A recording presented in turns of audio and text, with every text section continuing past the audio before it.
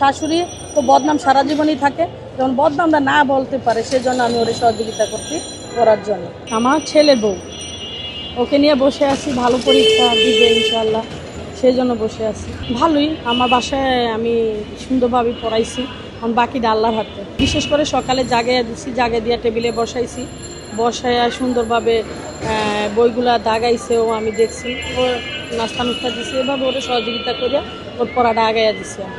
আর ওরে দেওয়া কোনো কাজকামও করাই নেই, সুন্দরভাবে ও যেন ভালো করে পরীক্ষাটা দিতে পারে, দিয়ে ভালো রেজাল্ট করতে পারে, যেন ওর বাবা মা আমাদেরকে কিছু না বলতে পারে যে শ্বশুরবাড়ি এসে যে ওর পড়াশোনা নষ্ট হয়ে গেছে, সেটা যেন না বলতে পারে, সেই জন্য আমি ওরা এগুলাই সহযোগিতা করছি। না, আমার কাছে মনোমালিন্য হয় না, যেহেতু ওর বাপ মা ছেড়ে আমার বাসায় চলে আসছে আজকে 3 মাস রানিং, তো সেক্ষেত্রে সামনে পরীক্ষাটা সে যে ভেবে আমি ওর পরীক্ষা দেওয়ার জন্য ওকে অনুরোধ করছি, ও পরীক্ষা দেওয়ার জন্য, কারণ সামনে বাবা মাকে ছেড়ে আসছে, ওকে পরীক্ষাটা দিতেই হবে, না দিলে 2টা বছর ও লস হয়ে যাবে।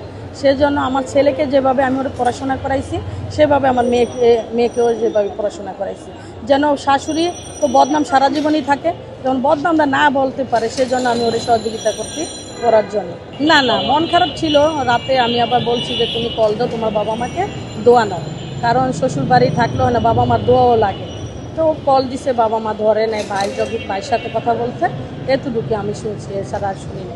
ছেলে পড়াশোনা করে, আমি যেটুকু সাহায্য করছি ভালোই, যে যদি পারে মনে করেন সব জায়গায় পারবে, আর যে না পারবে সে কোনো জায়গায় পারবে না, কিন্তু তারপরে আমার মনে হয় যে একটুনি সরকার আর একটু করলে সহজ করলে আরও ভালো হতো।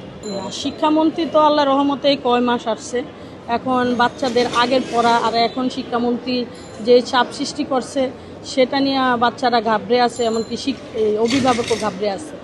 সেক্ষেত্রে যদি আগামী বছর মনে করেন শিক্ষামন্ত্রীর কথার অনুযায়ী যদি হতো, তাহলে বাচ্চারা একটা বছর ভালো করে পড়াশোনা করে আরও প্রস্তুতি ভালো নিতে পারত।